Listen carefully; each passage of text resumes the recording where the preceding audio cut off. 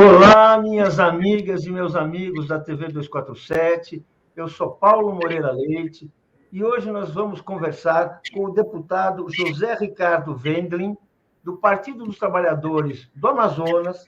Ele é economista, é advogado, foi deputado estadual por 2 mandatos, vereador em Manaus também por 2 mandatos e foi eleito em 2018 com 197 mil votos, a maior votação para um deputado naquele pleito. Bem, nós estamos aqui para falar sobre esta tragédia ocorrida no Amazonas, que é a morte, de uma maneira violenta, covarde, do indigenista Ricardo Pereira e do cineasta Dom Phillips. Eu queria que você falasse do significado disso, como é que a gente pode entender uma violência desse tipo, tão covarde, tão repugnante e tão inaceitável como essas mortes. Muito bem, Paulo. Satisfação poder conversar com você e a todos que acompanham, né, a sua entrevista. Nós estamos assim extremamente chocados com o que está acontecendo. Ao mesmo tempo, isso mostra uma triste realidade que nós temos no Amazonas, na Amazônia, no Brasil, né, a situação de abandono em relação a regiões importantes para o nosso país, áreas indígenas, e pessoas que estavam ali trabalhando para ajudar os indígenas, para ajudar os ribeirinhos, para garantir direitos, desaparecem, possivelmente assassinados, e, portanto, está chocando a todo mundo a omissão do Estado, a situação frágil, né, da presença do Estado para garantir segurança para as ações públicas e ações da sociedade civil, e, ao mesmo tempo, a expectativa, né, que todo mundo quer saber o que aconteceu, quem é que é culpado, quem é que causou isso, quem é que está por trás, e, ao mesmo tempo, o que fazer. Eu acabei de participar de uma reunião da Frente Parlamentar Indígena, onde se falava muito sobre isso, né, sobre o que fazer em relação à responsabilidade do Estado quanto à garantia da vida dos povos amazônicos e de quem trabalha e defende esses povos. Deputado, nós vamos falar sim sobre isso, é uma questão muito importante. Eu queria, porém, retomar algumas ideias que o senhor andou debatendo num artigo que você escreveu, um artigo muito importante que circulou esses dias, e que o senhor observa um ponto fundamental. E só após 4 dias, o governo federal resolveu se manifestar. 4 dias, o governo federal resolveu se manifestar sobre o caso. Após 2 dias, o governo se manifestou sobre o caso. Após 4 dias, o governo liberou helicópteros e aeronaves para sobrevoar a região.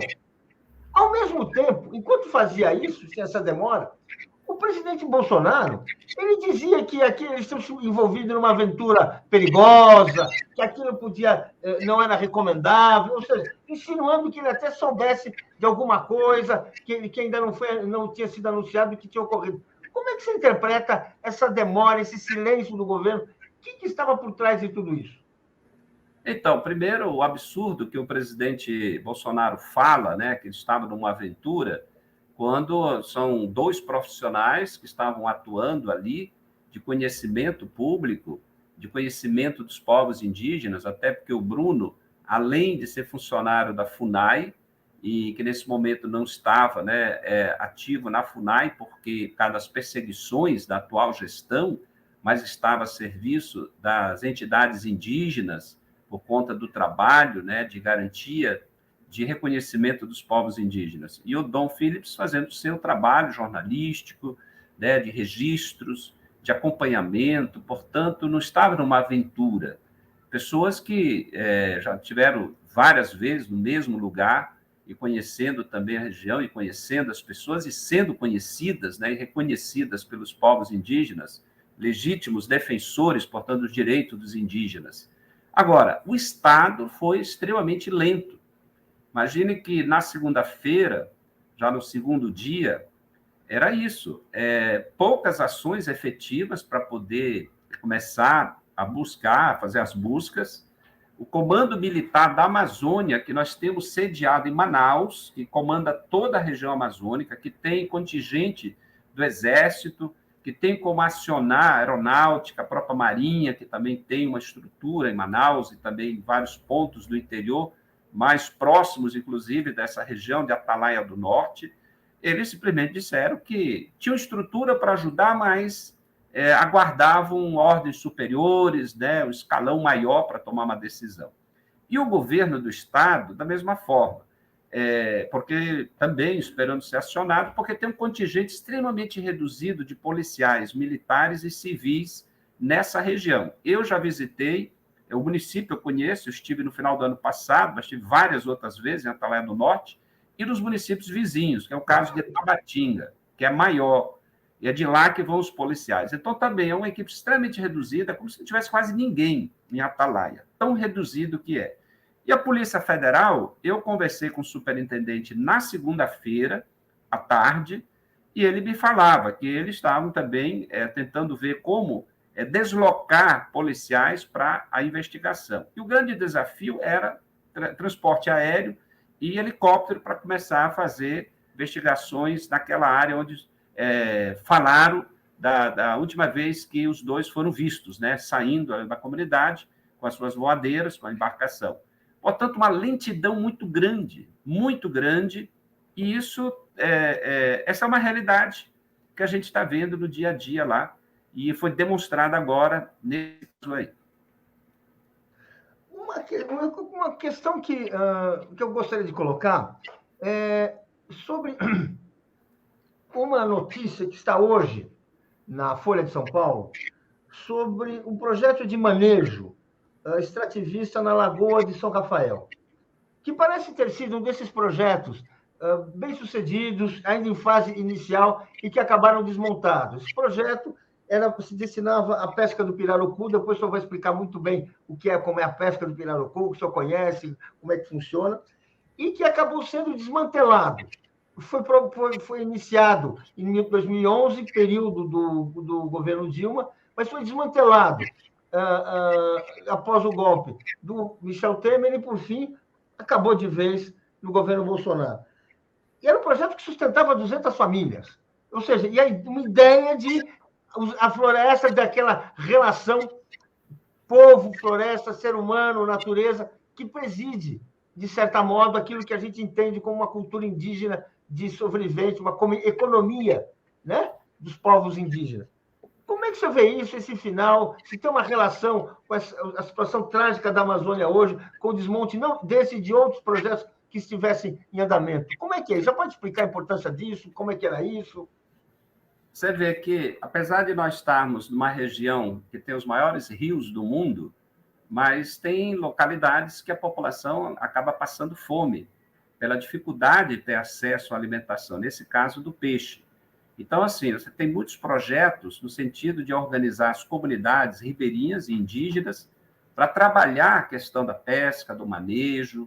No caso do pirarucu, é um projeto muito importante, porque é um peixe que não se pesca em nenhum momento do ano, ele é protegido, ou seja, as comunidades que criam, né, que cuidam dele, que fazem, portanto, o manejo, e eles que depois podem fazer a pesca e fazer a venda, principalmente destinada à alimentação, mas também ao mercado, a uma compra pública voltada para isso. Para isso acontecer, precisa de organização e precisa de proteção.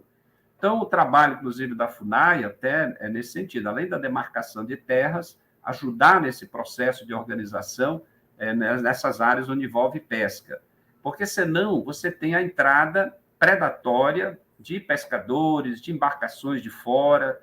Isso, em várias regiões dentro do estado do Amazonas, isso foi reduzido nos governos anteriores, principalmente no governo Lula, Dilma, foi muito forte, para você proteger lagos e rios e garantir o fornecimento de pesca, de peixe para a população.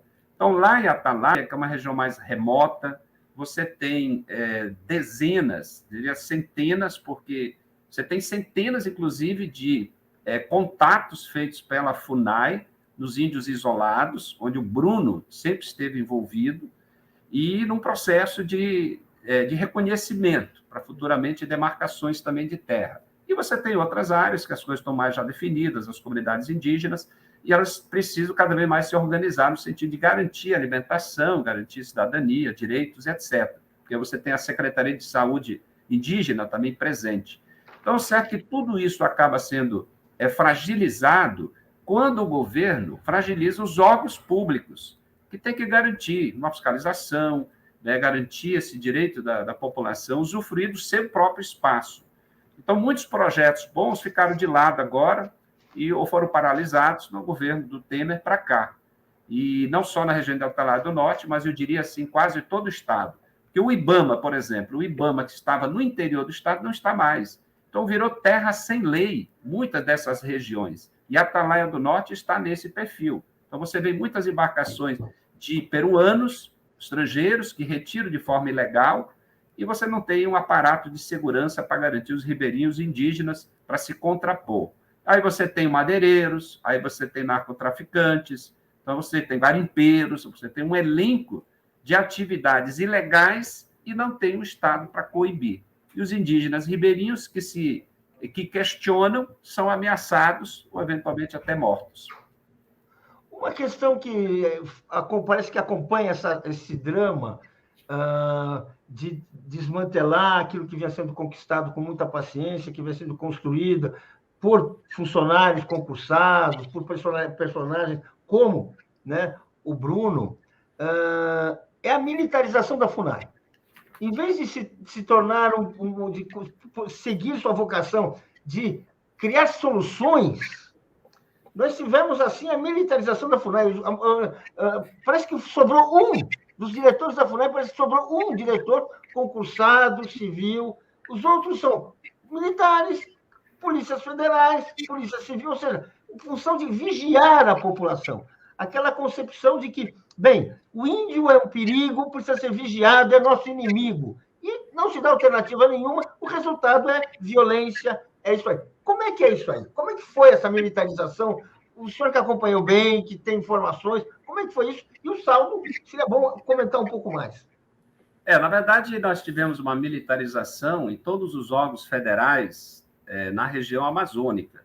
Todos. Né? Você tem, por exemplo, um órgão de desenvolvimento, que é a SUFRAMA, Superintendência da Zona Franca de Manaus.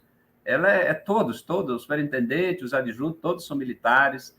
Aí você tem a FUNAI, você tem o IBAMA e uma série de outros organismos. No caso do IBAMA, dos 39 coordenadores que existem, desculpe, da FUNAI, dos 39, somente 2 são servidores públicos.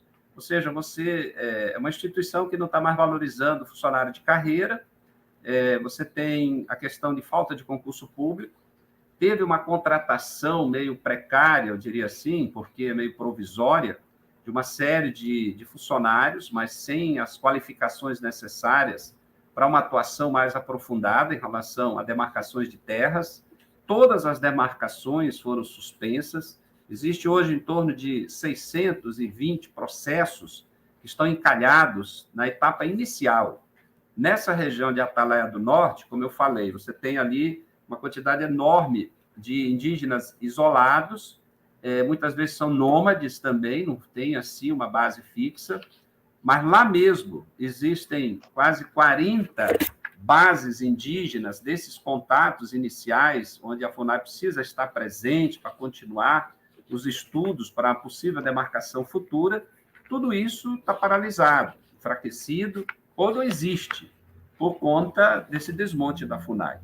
Então, essa militarização, na verdade, está a serviço de um projeto que é aquilo que nós já entendemos claramente. É uma fundação anti-indígena e parte de um governo anti-indígena. O exemplo está aí nos acontecimentos que nós estamos vendo agora em Atalaia do Norte.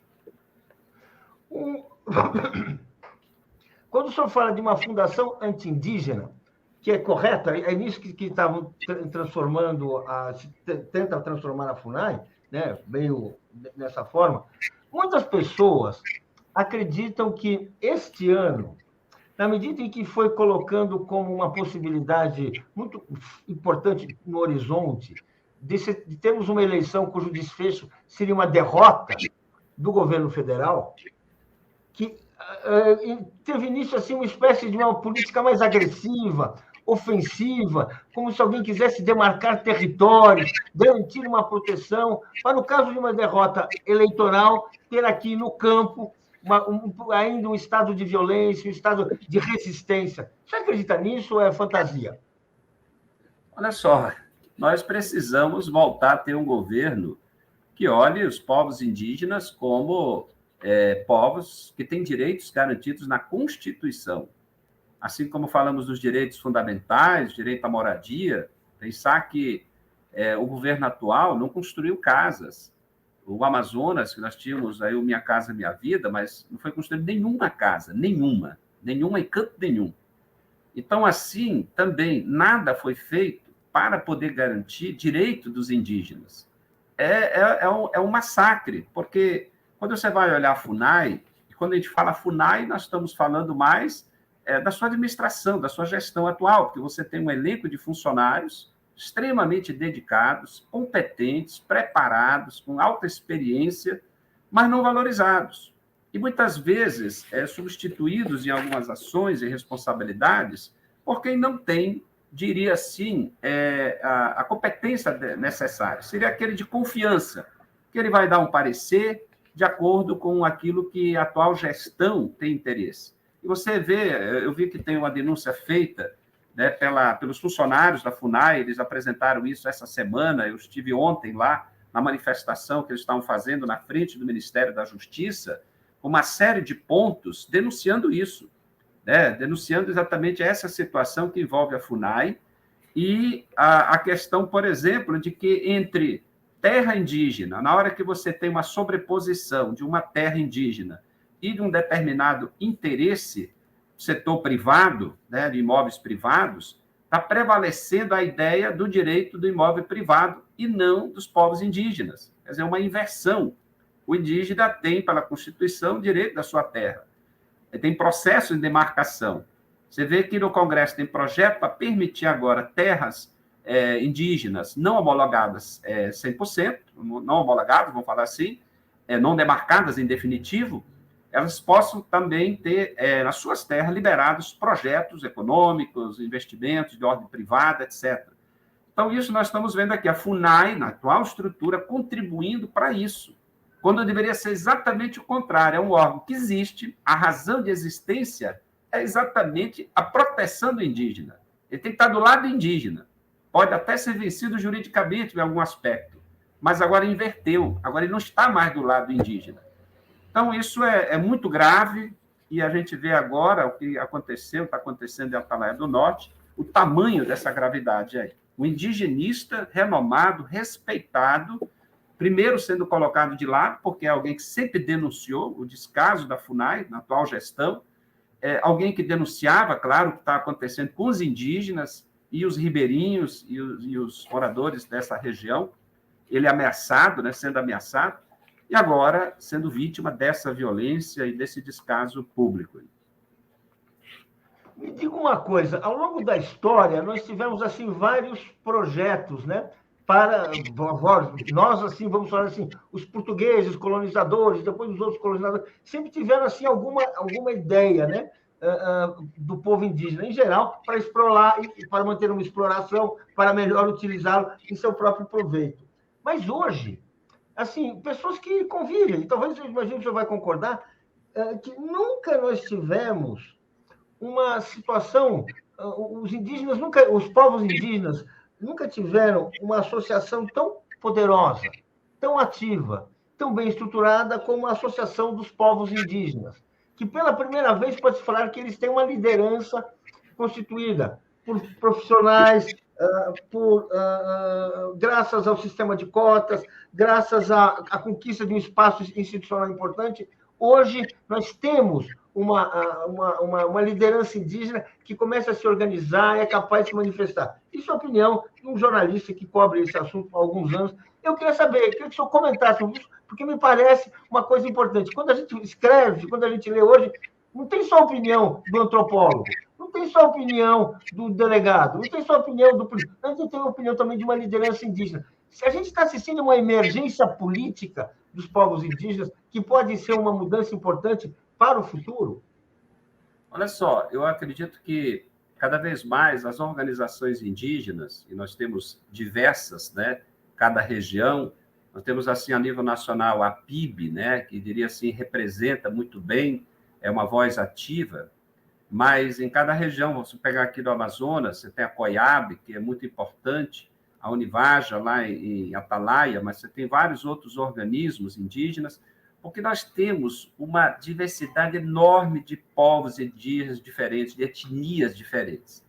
Olha, isso é uma riqueza cultural enorme que o Brasil tem, e que nem a nível federal e nem a nível estadual se toma conta, se cuida, se valoriza do tamanho que deveria ser. Então, nós temos na Amazônia a maior parte dos indígenas do Brasil. Pegar só o estado do Amazonas é o estado que individualmente tem também a maior quantidade.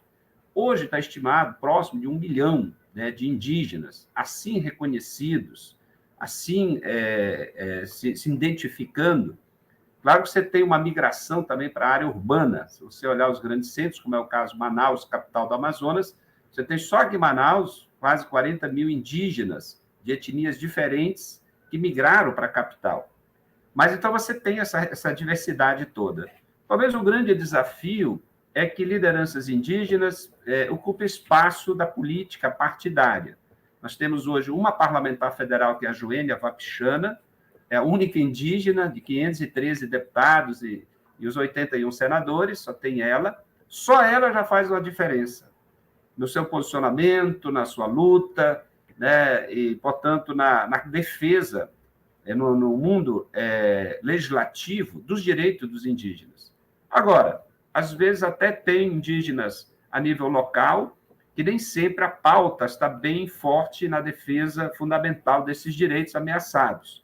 Mas, por exemplo, lá em Atalaia do Norte, nós temos vários vereadores indígenas, nós temos São Gabriel da Cachoeira, que é o município já na região do Rio Negro, já faz fronteira lá com Roraima, aí você tem os Yanomamis, e, portanto, nós temos essa questão hoje dos garimpeiros e da devastação em terras Yanomamis.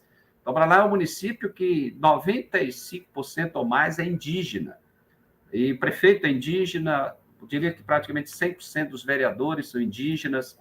A grande questão é ter vozes cada vez mais fortes a nível nacional e internacional. Aí você tem liderança, sim, né, em várias regiões do país, que vão se destacando ao longo desse tempo, mas não tem um espaço no legislativo. Eu diria assim, esse é um desafio. A organização para ter mais vozes nos legislativos estaduais e a nível nacional, para poder dar repercussão a essa pauta fundamental da defesa dos indígenas. Então, acho que esse é um caminho que se fala muito, mais na prática os partidos políticos ainda não trabalharam fortemente aí, para ter a representação indígena, essa voz no parlamento. O senhor concorda com uma visão de que o povo, o Estado brasileiro, tem o dever de reparar, tem uma reparação a fazer com as nações indígenas, considerando uma história que não vamos julgar o passado. Cada um vai ter a sua interpretação do passado. Cada um pode dizer do passado o que quiser. Eu tenho a minha opinião, o senhor tem a sua, todos teremos. Mas nós nos interessa, vamos ver o que fazer o presente, olhando para o passado que não queremos repetir. O senhor acredita que existe, sim, uma reparação a ser feita? Por isso a gente vê assim a condição de subcidadãos em que muitas populações indígenas são mantidas até hoje e sem. O senhor acredita nisso? O senhor acha que temos diante de nós esse desafio para encarar também? Eu acho que nós tivemos um exemplo na história recente. Se a gente for pegar o período do governo Lula e Dilma, os 12 primeiros anos seguidos, nós tivemos o período de maior número de demarcações de terras indígenas, portanto, um reconhecimento da terra indígena. Isso é uma reparação histórica fundamental. Mas, mesmo assim, em torno de quase 1.300 terras indígenas até agora elencadas, e isso o Conselho Missionário Indigenista, o CIMI, né, no seu relatório anual, quando ele coloca a situação e dos conflitos, das mortes, da violência contra os indígenas, eles mostram que tem esse elenco de terras, mas em torno de 32%, 33% estão demarcadas de forma definitiva. Mesmo com todo o avanço nesse período do governo, nós tivemos ainda temos um passivo enorme de demarcações. Porque a demarcação, ela garante que aquela terra não pode ser ocupada por outros, por não indígenas, e evita projetos econômicos ou autorizações, né, ou explorações sem ter a anuência dos povos indígenas, que essa é a grande questão. Se tiver que ter uma atividade na terra indígena, tem que ter anuência.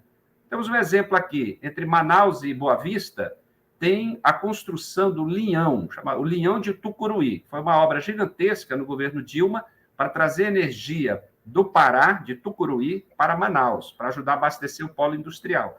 E daqui iria para Boa Vista, porque a energia de Boa Vista vinha da Venezuela. Então, esse linhão ele tem que passar na terra dos índios Vaimiri e Atruari.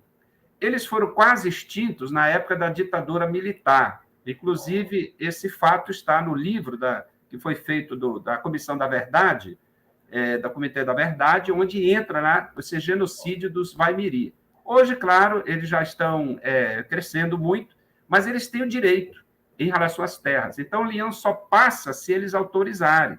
A estrada federal que liga com Boa Vista também, o trecho que passa por lá, eles têm o direito, inclusive, na administração, etc.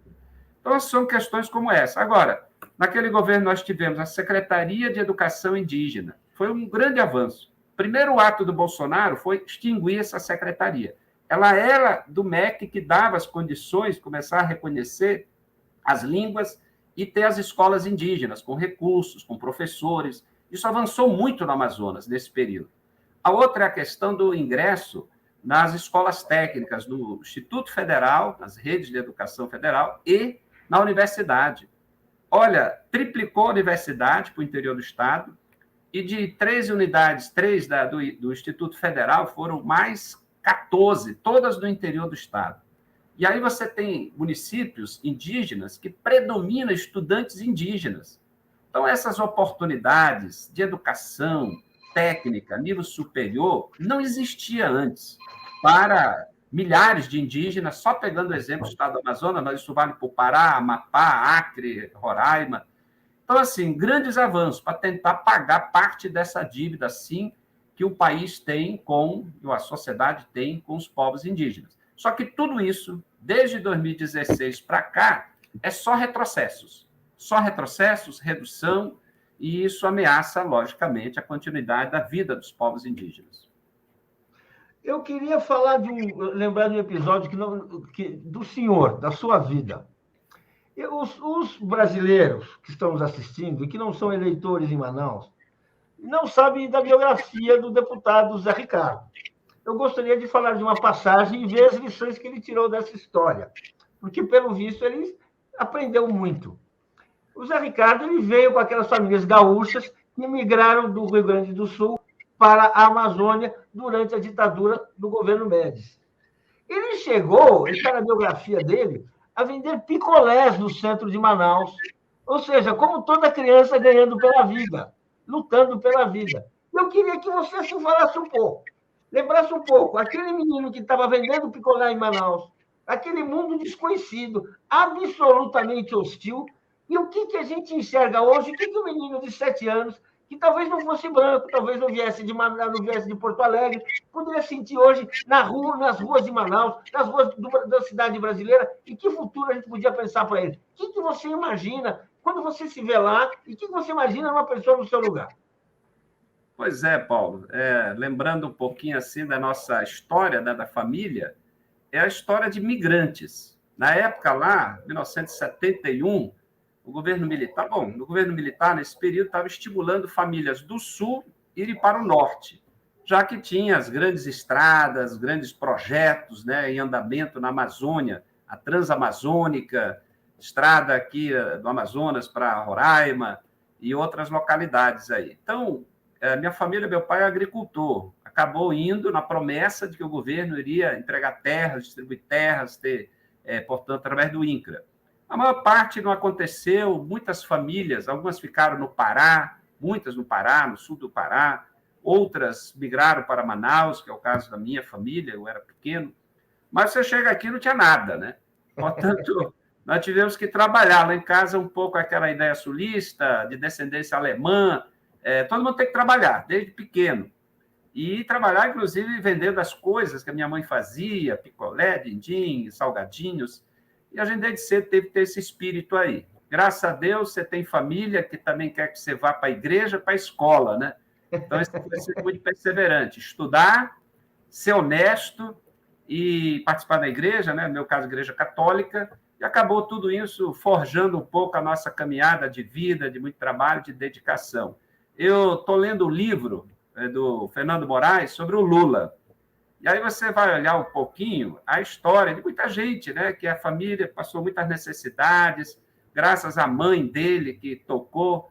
Eu pego um pouco assim, meu pai era agricultor, meio desorganizado, mas a minha mãe é que botou todo mundo para ir para frente. Então, eu sou mais velho, tem mais 4, todo mundo se formou, todo mundo teve encaminhamento na vida, graças a esse exemplo, trabalho, a honestidade, né? Que eu acho que uma passagem lá falando do Lula, o escritor lá escreve uns detalhes sobre o Lula e tem a ver com isso, com algo que é isso, a honestidade.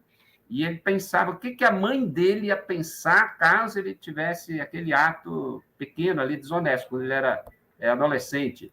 É a mesma coisa que me moveu também, né? Trabalhar em qualquer ambiente adverso, mas a honestidade, ser justo é fundamental, e vou lhe dizer que isso me acompanha até hoje, e isso nos ajuda a ser o que é naquilo que a gente acredita. A dedicação, né, nas causas públicas e sociais. Minha caminhada toda foi ligada à Igreja Católica, né, meu envolvimento ali, e acabei dali entrando no partido político e o meu engajamento político partidário. Mas veio um pouco dali, né? Hoje, o que eu vejo é situações muito parecidas. Nas ruas de Manaus, aumentou o número de pessoas, primeiro moradoras de rua, em situação de rua, e crianças e famílias inteiras, migrantes, no caso estrangeiros, mas nacionais também, que estão lá pedindo, menino tem que trabalhar na rua. Então, assim, nós estamos hoje vivenciando um retrocesso muito grande, porque uns anos atrás nós não estávamos com essa situação tão dramática que nós estamos vendo agora. Então, a fome realmente voltou com tudo, como se fala no popular. E é lamentável isso. E nós temos que ter política de geração de emprego, trabalho, oportunidades e carteira assinada. Temos que revogar essa reforma trabalhista que foi aprovada no Congresso. Mas lembrar um pouco assim da nossa caminhada pessoal é até bom, porque reforça que a gente tem que continuar na mesma linha, né? Não desistir. Exatamente. Eu queria que você, assim, estamos encerrando, e eu queria então que você falasse um pouco da oportunidade que a gente pode, que é possível enxergar, que o senhor enxerga nessa eleição presidencial. Que, vamos dizer assim, de muitos desafios que nós enfrentamos desde o golpe de 2017, de repente nós temos aí uma oportunidade de reverter essa história mais uma vez. Como é que você vê isso? Como é que você vê essa campanha? Que armadilhas você enxerga? Que obstáculos vamos ter que superar? E como é que vê assim para retomar uma caminhada que o país vinha e segundo a opinião de 87%, né, dos brasileiros, quando o Lula estava lá, ainda era presidente, né, 87% diziam que ele fazia um bom governo. Como é que você vê isso para o nosso futuro? Olha só, se eu olhar pela nossa realidade amazônica, nós tivemos um processo que poderia ter sido muito mais intenso, que é cuidar da Amazônia como uma parte do Brasil. Nós temos uma riqueza que é do Brasil e que nós temos que realmente cuidar para usufruir adequadamente. Cuidar dessas fronteiras, dessa região onde hoje o Dom e o Bruno estão se sacrificando ou se sacrificaram e tantos outros.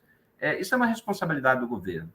Eu me recordo que o Lula ele foi o presidente que mais investiu no estado do Amazonas. Investiu, não foi só nos programas sociais e transformar a vida das pessoas. Eu morei numa ilha chamada Ilha da Paciência, no Rio Solimões. Não é tão longe de Manaus, mas a minha família morou lá também, meu pai é agricultor, né? Tivemos lá um tempinho. Ela só foi ter energia agora recente, no período agora da Dilma já. O Lula começou, Luz para Todos, no período da Dilma, chegou energia nessa ilha. E vida inteira sem energia. Mudou a vida das pessoas. Melhorou a economia local. Só um programa. A universidade, a escola técnica. Mas a Dilma ela começou outras questões estruturantes, por exemplo, a garantir internet para toda essa região tão distante, com o projeto Amazônia Conectada. Veio o golpe, parou. Eu sei que os militares até continuaram agora, nós precisamos acompanhar e fiscalizar. Mas é para levar a internet, não é para os militares, é para levar a internet para a escola, para a saúde à distância. Então, assim, eu tenho uma grande expectativa. Primeiro que o Lula vai ganhar aqui, vai ganhar. O Haddad, ele ganhou em todos os municípios do Amazonas, no interior do estado, menos um. E perdeu também na capital. Então, o Bolsonaro só ganhou na capital e num município pequeno chamado Apuí, onde predomina moradores descendentes de sulistas. Então, é muito forte o Bolsonaro. Segundo turno foi a mesma coisa. Manaus, Apuí e um município pequeno, fronteira com Acre. E a diferença foi de apenas 9 mil votos, 0,1 quebrado. O Haddad, que era desconhecido. Aliás, ninguém nem conhecia o Haddad, conhecia o Andrade, né? O que eu via de senhora dizendo, eu vou votar no Andrade. Mas quem é o Andrade? Não, é o Haddad. O Lula agora ganha tranquilo, e na capital já passou. Mas o que interessa é assim, é a expectativa que se vai investir em ciência e tecnologia, no conhecimento. O caminho da Amazônia é o conhecimento. Todo cientista aqui o tempo todo fala, floresta em pé vale muito mais. E temos muitas áreas já devastadas ou desmatadas, suficiente para criar gado, para criar tudo mais, que também tem que ter a tecnologia para não precisar desmatar mais nada. Então, esse é o caminho que a gente espera que o próximo governo tenha esse olhar. Nós vamos cuidar da Amazônia, nós temos riquezas infindáveis, mas tem que ser trabalhado para, primeiro, beneficiar a própria população amazônica, eu acho que é esse o caminho, e a outra é o Brasil, né? Que é para o Brasil. Então, aqui nós temos resposta para tudo, inclusive na produção de alimentos, para abastecer a região, o povo, e para vender para fora sem precisar estar atrelado apenas ao chamado agronegócio. A gente está muito otimista com essa possibilidade. Considerando que o Lula falou que quer fazer mais e melhor, esse mais é importante e o melhor é melhor ainda, né? Ou seja, é mais importante o melhor que ele pretende fazer, porque vai deixar algo mais efetivo, duradouro, mais firme, independente do que acontecer pós-Lula. Nós precisamos de investimentos, principalmente na infraestrutura, e o apoio a atividades que não devastem. Termino aqui só lembrando da Zona Franca de Manaus. A Zona Franca precisa ser conhecida, porque é um parque industrial. É um parque industrial que não polui. Graças a esse parque, a arrecadação pública, projetos que apoiam madeireiros e tal não foram mais aprovados. Então, o Amazonas é um dos estados que tem uma preservação ambiental muito forte, muito grande, graças à Zona Franca. E o Bolsonaro está fazendo o favor de enfraquecer a Zona Franca o tempo todo. O Lula prorrogou por 10 anos a política de incentivos e a Dilma mais 50. Agora, paralelo a isso, o futuro da economia não é a Zona Franca, é outro. E esse outro passa por ciência e tecnologia, é esse que eu acredito, e é o que nós precisamos cobrar que o próximo governo possa implementar com todo o gás aí. E nós vamos estar juntos nessa caminhada. Muito bem, eu queria agradecer, deputado federal Zé Ricardo, muito obrigado pela sua entrevista, e vamos voltar logo, antes da votação, teremos uma nova entrevista, porque teremos novidades para comentar. Obrigado, Paulo, grande abraço a você e a todos que acompanham o seu trabalho. Tá bom, obrigado.